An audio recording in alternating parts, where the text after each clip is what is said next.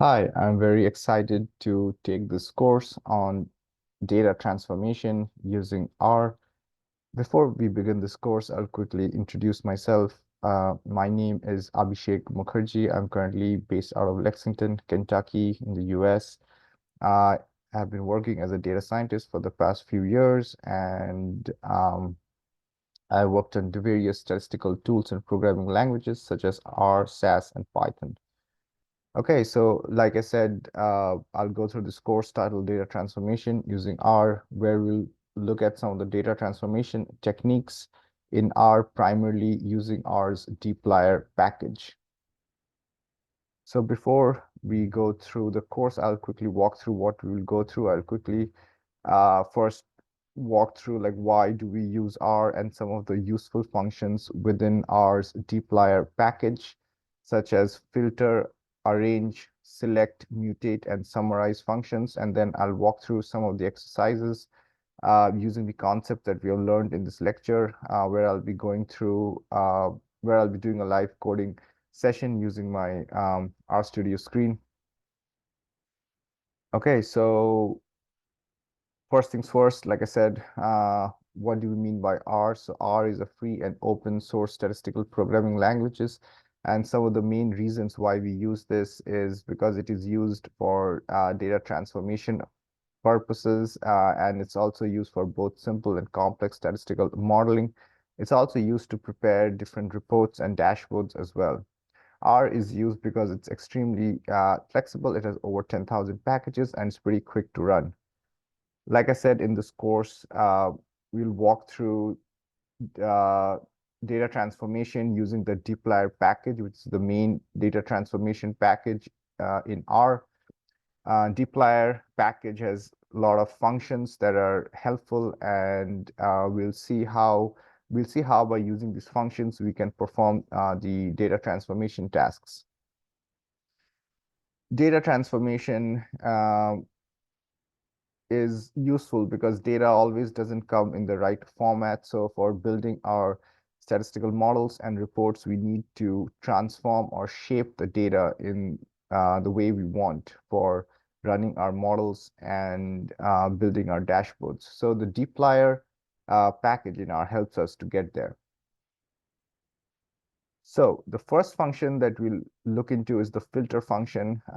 As the name suggests, the filter function lets us subset and select or choose data based on a particular condition. So let's say here on this left-hand side of the screen, we have this data set, and we only want to choose the rows where age is greater than 10. So to do that, we'll use the filter command or filter function. We'll say filter and the name of the data set, which is data, and then we'll pass the variable on which you want to subset by. So in this scenario, it is age. So we'll say age is greater than 10. By running this command in R, we'll get this new data set on the right. So here we can see that it only has rows of data where age is greater than 10. The next function is the arrange function.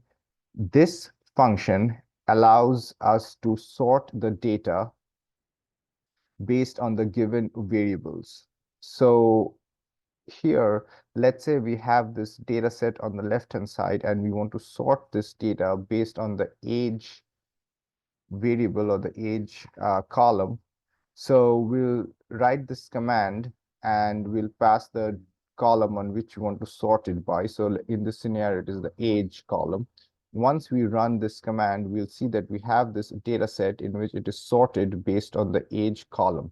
And by default, R sorts it in an ascending fashion. So as you can see here, age of 6 is the smallest. So the row that has the value of age 6 comes up first, and then the next row has age of 18 because 18 is the next highest age. So the next row will have the data for age equals to 18 and so on and so forth. If we want to sort this data on descending fashion, so if you want to have this row here, which has the name Marie and age 33. So if you want to sort this data based on descending fashion, so we'll have, if you want to have a data set where this row comes up on top, like that will be the first row. So to do that, we write the same line of command here. It's just we would pass this command called DESC, which means descending. So, and then within DESC command, we'll just pass the column on which you want to sort by. So in this scenario, this will be age. So we'll say DESC and then age, and this will sort the data based on descending fashion. So we'll have this row as the first. So we'll have this row for Marie as the first row in our data set in that scenario. The next function that we'll go through is the select function. As the name suggests, the select function helps us to choose the variables that we want to see in the data. So let's say we have this data set on the left-hand side, and we only want to choose the name and the age column. So we'll say select the name of the data set, which is data, and then the variables that we want, so just name and age. By running that, we'll get this data set on the right-hand side that just has the columns that we passed in our select command, that is name and age. The next function is the mutate function. This is a pretty important function because it helps us to add variables based on the calculation that we want. So in this data set on the left-hand side, let's say we want to add a new column in where we have this amount variable presented in USD. So let's say right now this column here is in Rwandan franc, right? And we want to convert this column here, which is in Rwandan franc, to US dollars. So we'll, to make things simple, we'll say that $1 equal to 1,000 Rwandan franc. And so we want to create a new column in which in which we have this value converted to US dollars. So to create this new column called amount USD, that is the name of this column that we have created. So to create this column, we would use the mutate command here. So we'll say mutate, and then we'll pass the name of the data set, which is data, and then we'll pass the name of the column that we want to create. So this is the name of the column that we want to create, and then equals, which is the equal to sign, and then we'll pass in our calculation that we want. So like I said, in this scenario, to keep things simple, we have used $1 equal to 1,000 Rwandan francs. So we'll just use the same hypothesis here. And then once we run this mutate statement, we will see that our data set would have this new column created here. So this would have converted the values from Rwandan franc to US dollars, which is what we want here.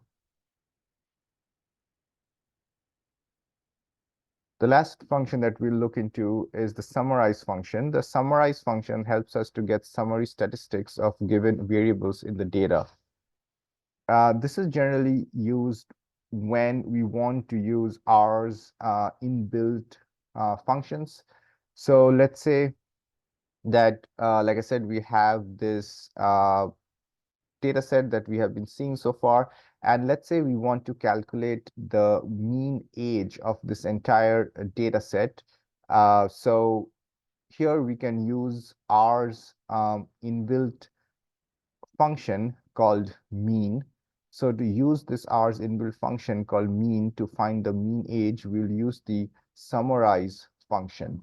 So to do that, we'll write summarize, and then we'll pass the name of the data set, which is data, and then we'll create, and then we'll pass the name of the variable that we want to create. So in this case, let's say the variable name that we want to create is mean age. And then mean age is equal to, and then we'll use, like I said, we'll use R's inbuilt function, which is the mean function. Uh, and then we'll pass the column on which we want to calculate the mean. So here we'll pass the age column in this means function. So by running this summarize command or this code snippet, we would get this output here, as you can see. So R calculates the mean age of this data set. So it takes this column called age and calculates the mean for the entire data set. And we can do this by using the summarize function.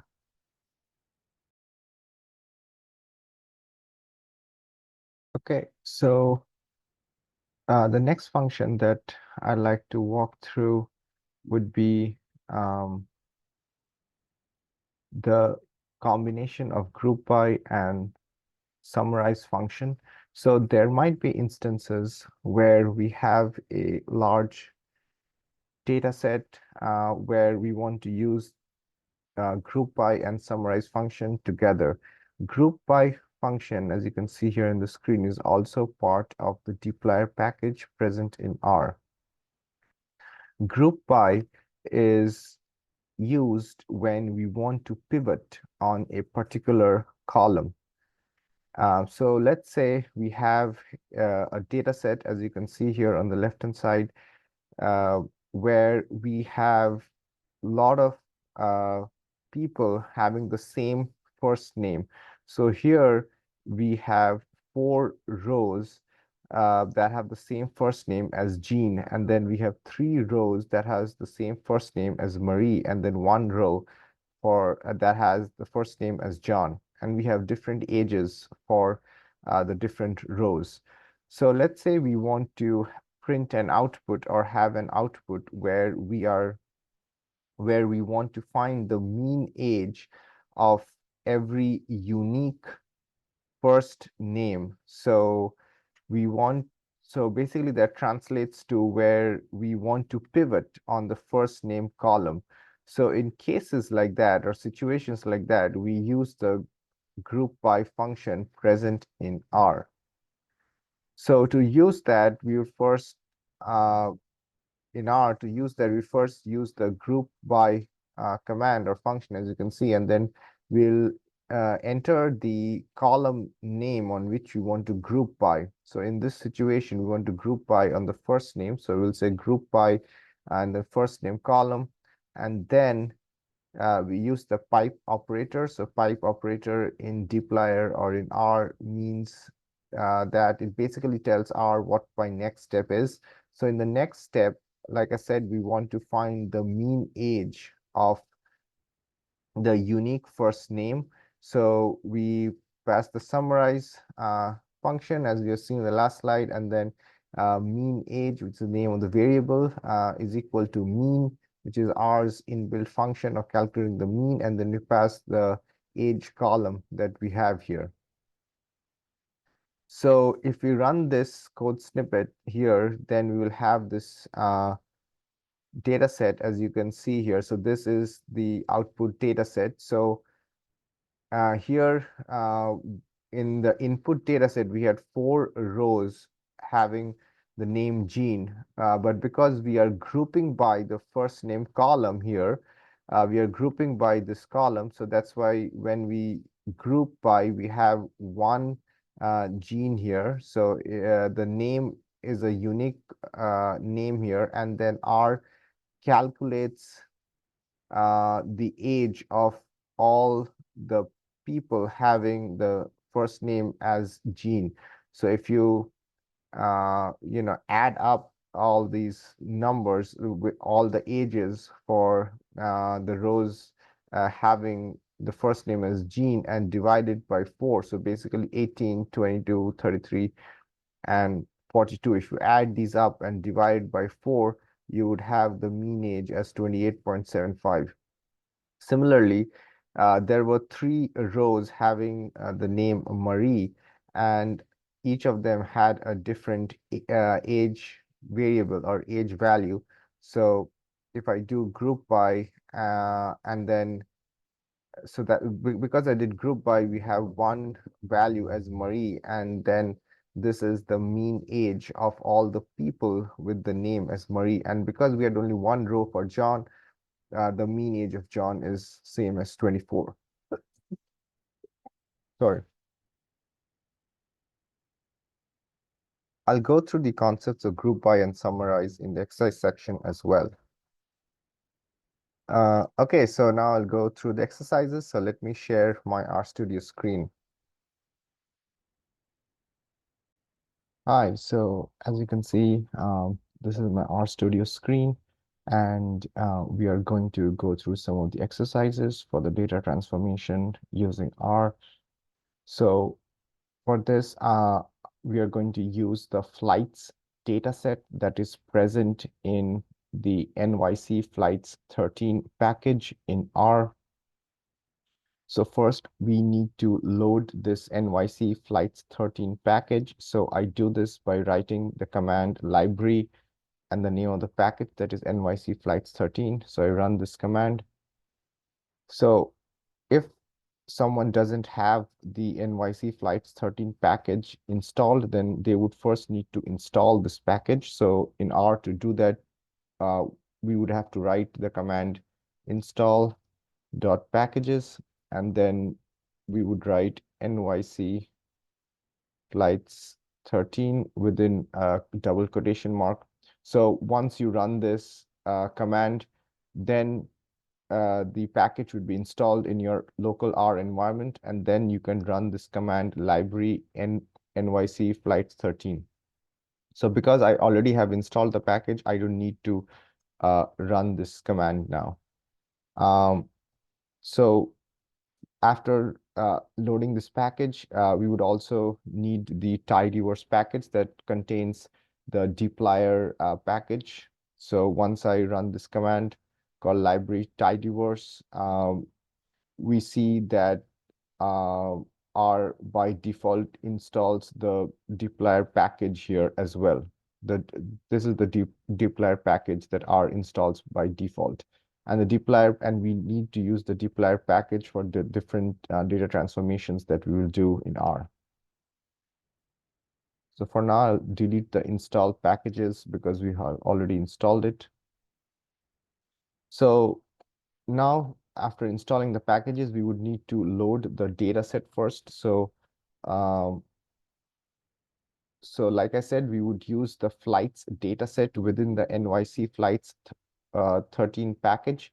So I will create a variable called flights or flight data. That's the name of our data set. And then we would load the flights data set within the NYC Flights 13 package. So to do that, I'll type NYC Flights 13. And then as you can see, and then you give the double colon sign here.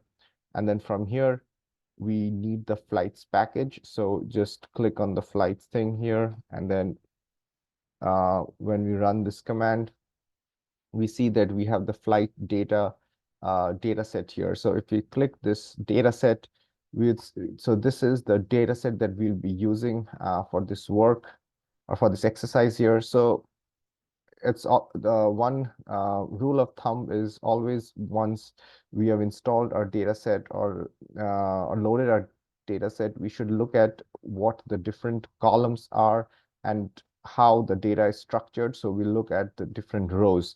So as you can see, there are multiple columns here, such as year, month, day, departure time, scheduled departure time.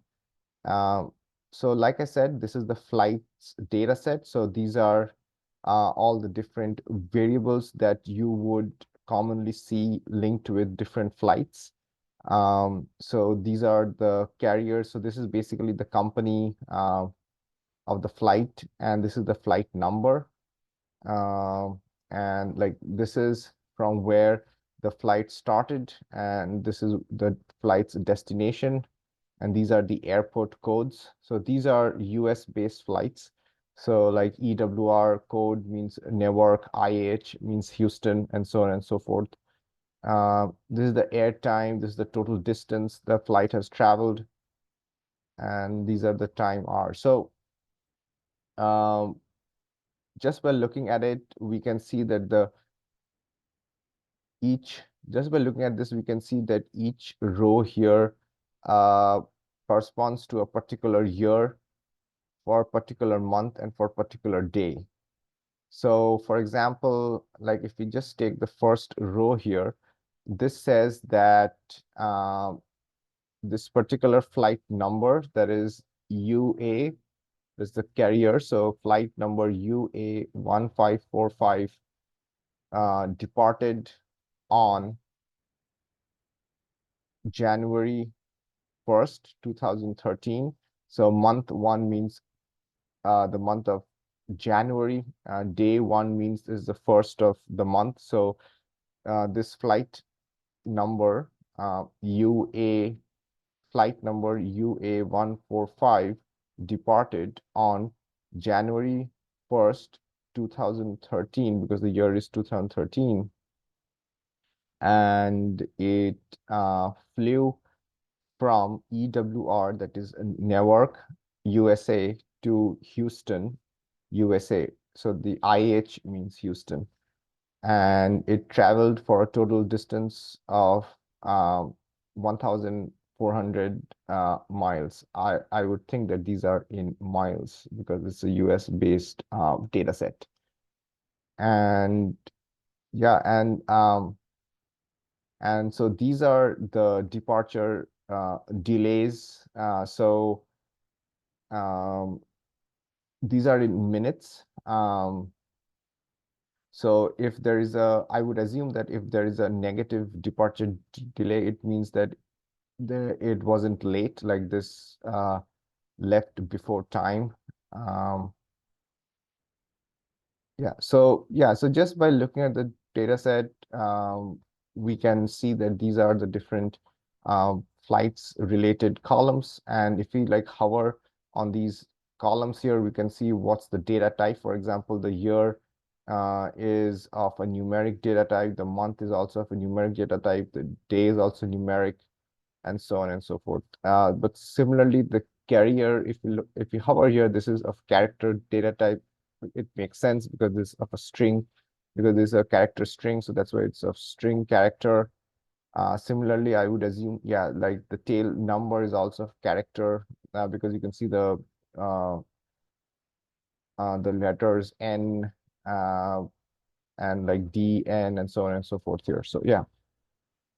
So like I said, the rule of thumb is whenever we load a data set or install a data set, the first thing that we should do is just try to understand the different columns that are there in the data set and how the data is structured. So look at the different rows and try to understand what the data is trying to tell us. Okay, so once we have that, so let's start some of the data transformation. So let's say that we want to select the year, month, and day columns, right? So because this is a pretty big data set, so let's say we just want the first three columns here. So to do that, I'll say, and let's say we want to store the results in a new data set called data one. So so let's say we want to select these three rows, right? So we start from our flight data because that's our main data set that we're working on. And then we give this operator called the pipe operator. In R, this is called the pipe operator. It essentially tells R what the next step is. So it basically translates to and then. So the pipe operator essentially translates to and then. So it tells R what the next step should be. So I'm going to store this data set in a new, so I'm going to store the data in a new data set. So I call this data one, and I'm going to start from our flight data because that's the main data set that we are working on. And then we use the pipe operator. So it basically, like I said, it tells R that we start from the flight data, and then the next step we are going to do is we are going to write the select command. From our lecture, if we try to recall, the select command is used when we want to select a specific number of rows. So in this scenario, we want to select the year, month, and day columns. So we say select year, month, and day, and then we run this command or the code snippet. So if we look at here and click this data one, so we can see that it just has the year, month, and day columns here. Okay, so let's say now we want to select all flights. When I say all flights, we just want interested in the flight number and the carrier for all flights that departed on January 1st. So if you want to select all the flights that departed on January 1st, so it means that we are looking for a particular condition, right? The condition being that it should depart on on 1st of January. So just by looking at it, it looks like we have to use the filter function here.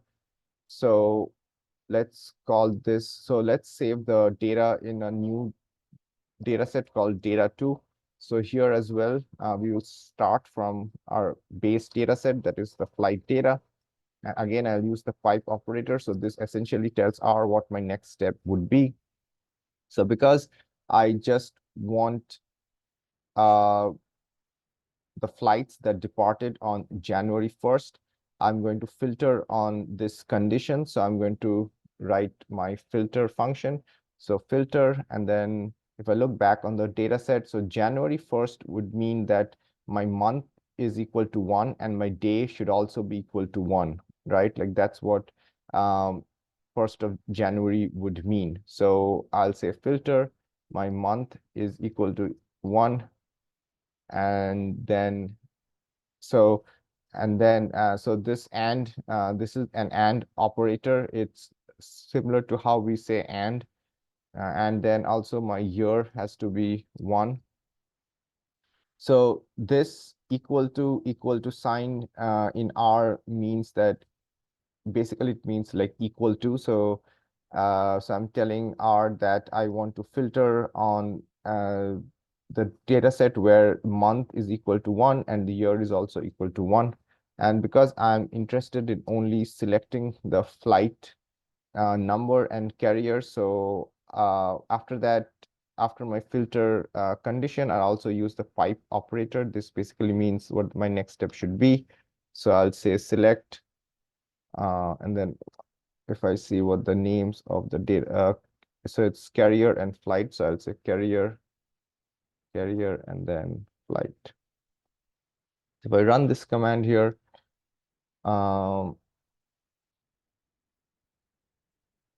yeah, so now if I run this command here, so I'll see that data2.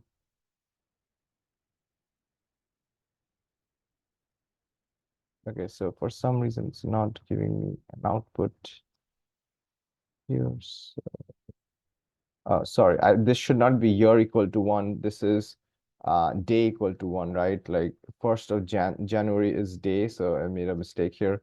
So if I run this again, if I look at this, so basically these are the flights that left on January 1st. Okay, so now that we have that, so let's say that we want to select all the flights that are delayed by less than 2 hours. So again, let's say we want to save the result in a new data set called dataset 3. I'll start from a base data set, there's flight data, and then I use my pipe operator, which basically tells R what my next step would be. So my next step would be to filter, like here as well, because we are looking for a specific condition, right? The condition being that the flights are delayed by less than 2 hours. So we have two delay columns, right? Like one is departure delay and one is your arrival delay. So there are two delay columns and both the delay columns should be less than 2 hours. And by just glancing at these columns, we can make out that I would think that these are in minutes because a flight cannot be delayed by 851 hours, right? So they have to be in minutes.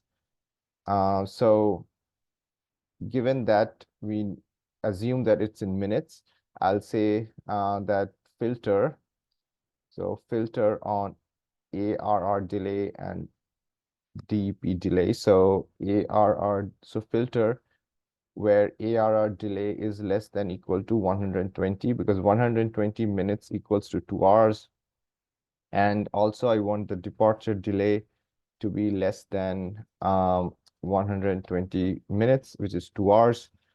So if I run this, I'll see a new data set that's been created. So these are the flights.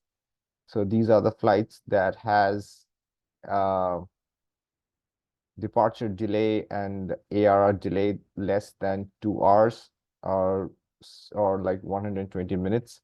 The negative sign, like I said, it means that they were not late. They came before time. Okay, so if you go back to our script, so let's say now the next we want to see that select the flight that has the highest departure delay. So essentially, when we see these things like highest departure delay, it means that we want to sort the data set by a particular column. So in this scenario, we want to sort the data set by the departure delay. So this is what we want to sort the data set by. So let's say we create again a new data set called data 4. We want to store the results. So we start from a flight data, and then if we remember from our slide deck, if we want to sort the data set, then we use the function called arrange. So we say arrange, and then here we want to sort the data set based on the departure delay column. So departure delay is the DEP delay column. And then we want to sort it based on the, we want to select the flight that has the highest departure delay. So we want to sort it in a descending fashion. So for descending thing, so we have to use the command DESC. And within the DESC command, we would pass in the column names. In this case, it is DEP delay. So we say DEP underscore delay. So once we run this, and if you click here on the data 4, we see that um, this flight, what the flight is, it is flight HA51, right? That started from JFK, that is New York, and HNL would be Honolulu, I guess. So it flew from JFK to Honolulu, and this flight was delayed by these many minutes. So it was late by 1,301 minutes. I would think that this is in minutes and not in hours. So yeah, so basically this flight had the highest delay. The first row here corresponds to the flight that has the highest delay, and we could do that by using this particular function, and within that, for a descending fashion, we use the keyword called DESC. And then now let's say we want to select the flights that have departed in November or December. So let's say we want to save the result in a new data set called data 5, and then we start from flight data. And then, like I said, we are only interested in the flights that have departed in November or December. So this is also, we have to use the filter condition because we want to select our data set based on a particular condition. The condition being that the flight must have departed in November or December. So filter, and then we would filter it on the month column. So we would filter it on the month column. So first I'll write the function called filter, and then I'll say month in. So this in operator helps us, tells R that we want to choose this month variable, and then we want to give a range in which we want to choose our month variable. So here we want to select flights that have departed in November or December. So basically the month variable should contain 11 or 12, right? Because these two numbers correspond to November or December. So we have passed it via, we have used the C word here. The C corresponds to concatenate. So it concatenates these two numbers that are passed here as a string, and and then I'm filtering my month column based on the string that I've passed on here. So if I run this command here, I'll see that if I click this data 5, I'll see these are all the flights that have departed in November or December, and we can cross-check that by seeing that it only this data set only has month where it is either 11 or it is 12. Like if you scroll further down, you'll see that there are rows that has month equal to 12. So this basically means that these are the flights that have departed in the month of November or December. One more way to display the same thing would be, let's say we create a new data set here, flight data, and then we would say like filter. So filter month is equal to 11, and then or, because we want to see the flights that are departed in November or December. So the way we say or in R is by this operator.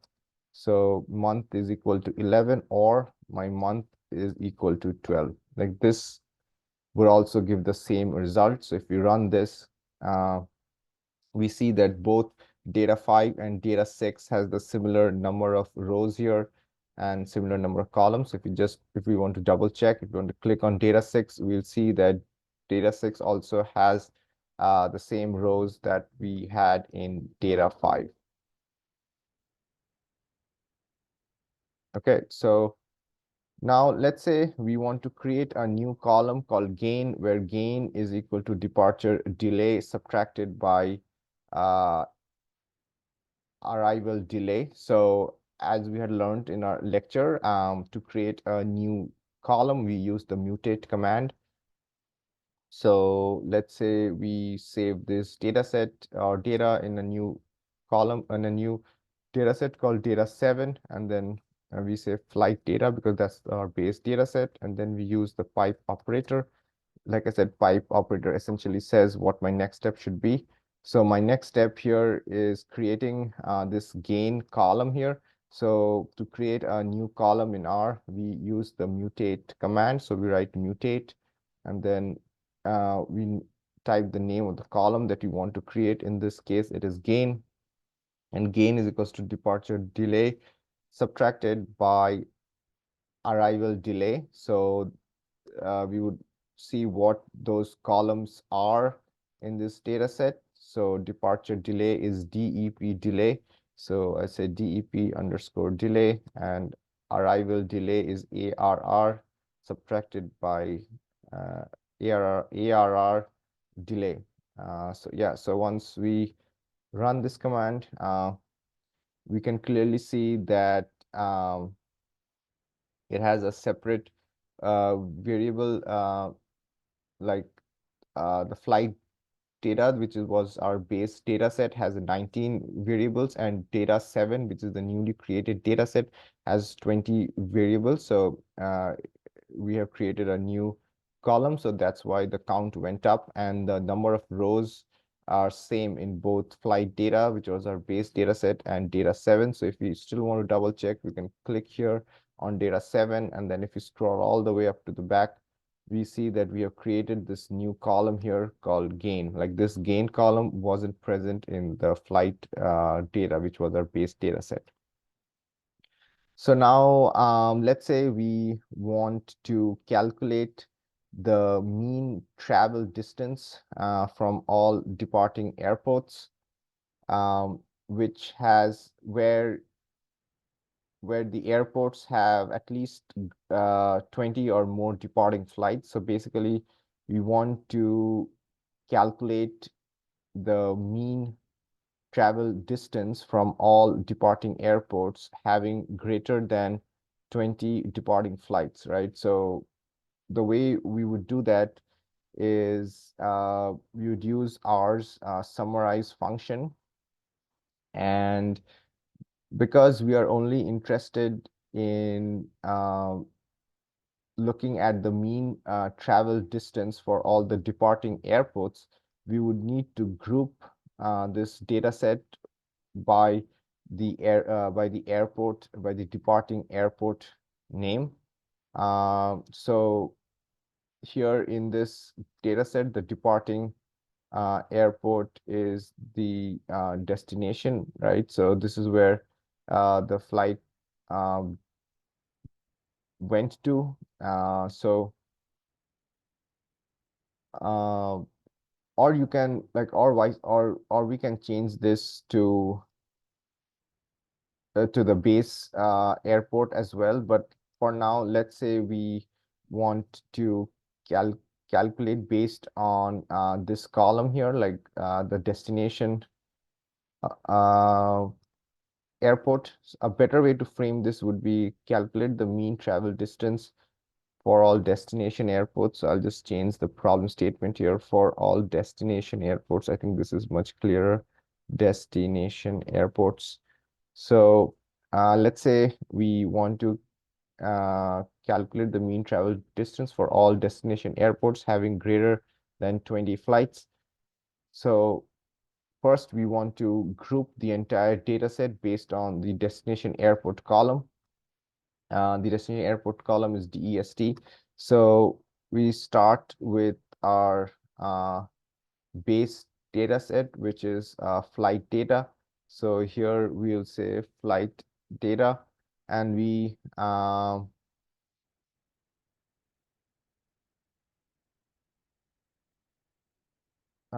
then yeah, and then let's say we calculate the we name this data set as travel distance. So we say call this as travel distance. So we call this data set as travel distance, and then we start from flight data. And like I said, we first group the data set by the destination column here. And then we can also create a count variable. Basically, this just counts the number of flights that departed from this particular airport. So ours inbuilt function for counting things is this function called n. So we say count is equal to n, and then we give this brackets here. And then, like I said, we want to calculate the mean distance. So we create a column called dist, and which is equal to mean, So this mean is ours inbuilt function called mean, and then we pass the distance column here. So essentially, distance column is this column here. So we just pass the this column in the mean function, and we also pass like na dot rm equal to true. Basically, this means that if there are any nulls, like NA basically means nulls. If there are null data present in the distance column, then R would take this out of the mean calculation, because if there are nulls present in a particular column, right, so we cannot calculate the mean. So it just tells R that wherever there is a null, then it will take this out. So basically RM means to remove. So this just tells R that wherever we have a null uh, value, R should remove this null value from the mean calculation. We don't really need this line here, so I'm going to take this out. So yeah, so if we run this, so if we run up to this code, right? So if we click run here, so this would give the mean travel distance for all destination airports. So if you look at here, if you click the travel distance, we can see these are all the destination airport codes. So this is what we mean by grouping the data set by a particular column. So here first we have grouped it by the DEST column. So that's what we mean by grouping them. So each row here corresponds to a particular destination airport code, and it just says how many flights departed from this destination.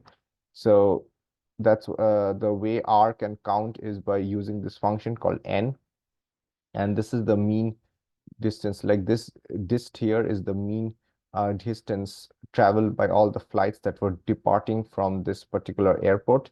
So for that, we use the inbuilt function called mean. Now, let's say we want only those airports, we only want to calculate the mean travel distance for those airports that have greater than 20 departing flights.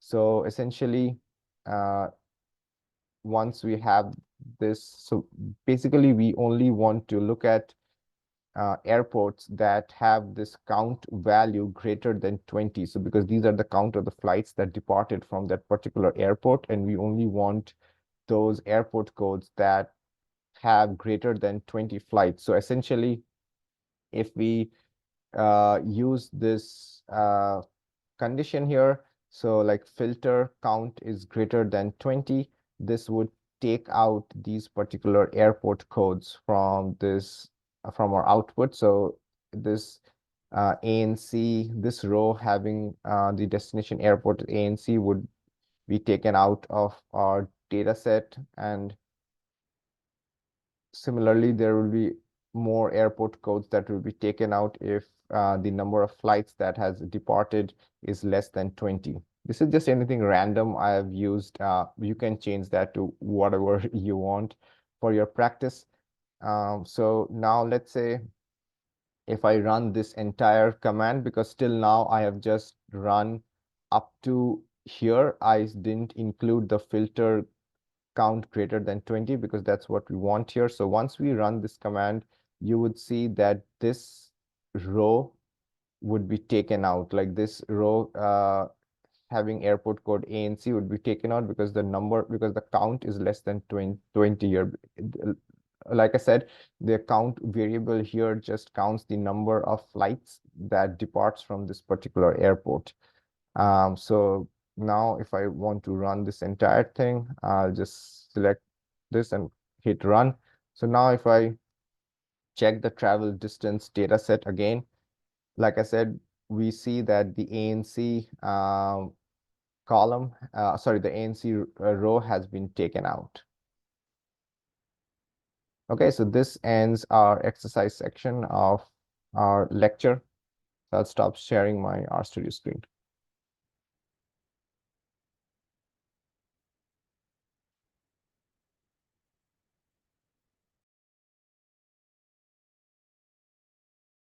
Okay, so just to conclude what we did, so I'll just quickly go on at the start of the slide deck. So basically, in this video lecture, we went through the different data transformation techniques using R's dplyr package.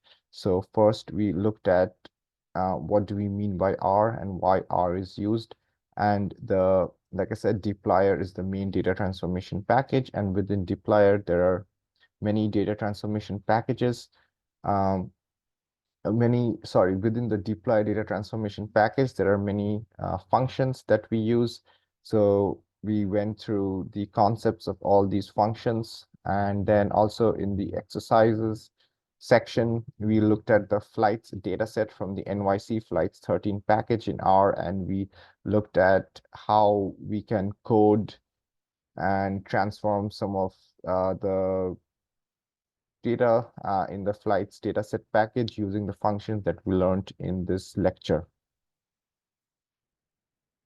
So I would like to thank Karthik to Muluru, who is a volunteer for Statistics Without Borders, for creating the first part of the slide deck. Okay, so with that, I would like to end this lecture. Thank you.